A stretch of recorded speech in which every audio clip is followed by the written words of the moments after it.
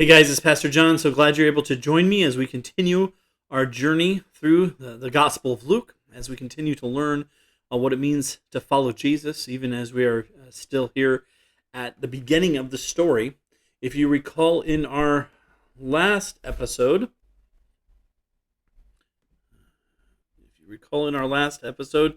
in episode 23, we got to meet just a delightful, a wonderful old man by the name of Simeon. And today we are going to be looking a little bit at what he says concerning Jesus, the blessing that he speaks over Jesus. It's really it's a multi-generational blessing. What a special moment for this guy to be speaking blessing over Jesus. I am reminded, of course, in The Rise of Skywalker, in the most recent Star Wars, kind of the end of the trilogy of trilogies.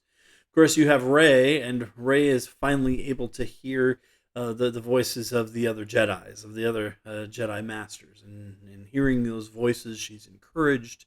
And in being encouraged, she's, of course, able to defeat Palpatine.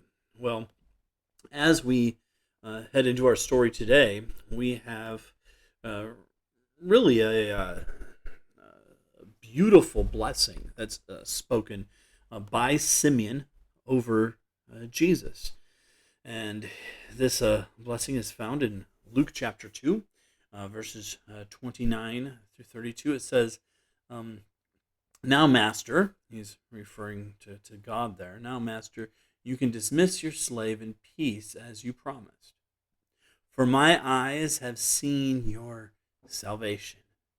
You have prepared it in the presence of all peoples, a light of revelation to the Gentiles, and a glory to your people Israel."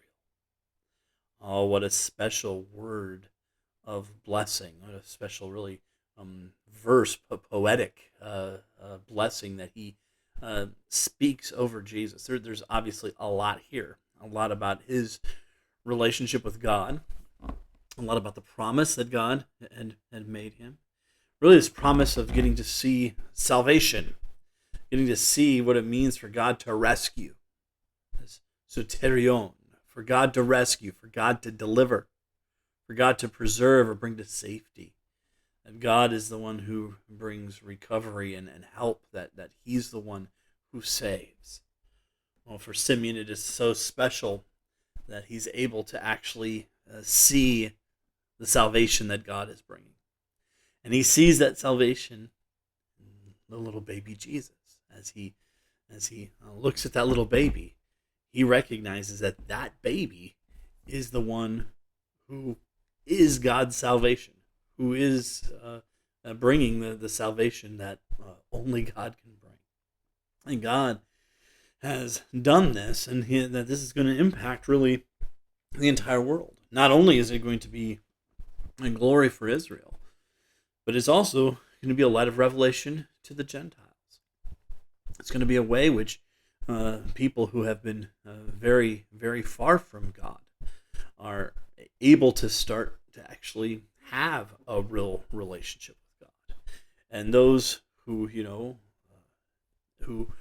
should know God, those who are the people of Israel, are getting to be a part of the salvation story, that indeed the Messiah has been born to them, and that is an incredibly special thing, that is a glory to be the people from whom this great salvation arrives. And so, as we look at Simeon's real word of blessing, this beautiful word of blessing over Jesus, this word of blessing over Israel, and really over all people, the hope that Jesus brings, this light of revelation, this glory that Jesus brings. The question, of course, for us today, who is someone downstream you could bless with encouraging words this week? Who's someone downstream you could bless with encouraging words this week? Now, obviously, I realize that we can't speak the same blessing that Simeon speaks over this particular very special baby. Can't speak that same blessing over everyone downstream from us. But we can speak words of encouragement. We can speak to, who um, God is calling them to be. We don't know every aspect of who God desires people to be, but we do know that God desires for them to know Jesus. We do know that God desires for them to impact the world for His kingdom. We do know that God highly values the people who are downstream from us. And so for us to be able to think of those who we're ministering to, think of those who we are encouraging, think of those who we are leading, and think of how we can really speak words of blessing over them, much as Simeon spoke these obviously unique and very special words of blessing over Jesus. That those words of encouragement are incredibly important. And just as we saw Simeon as an example of patience in our last episode, here we see him really speaking these words of blessing.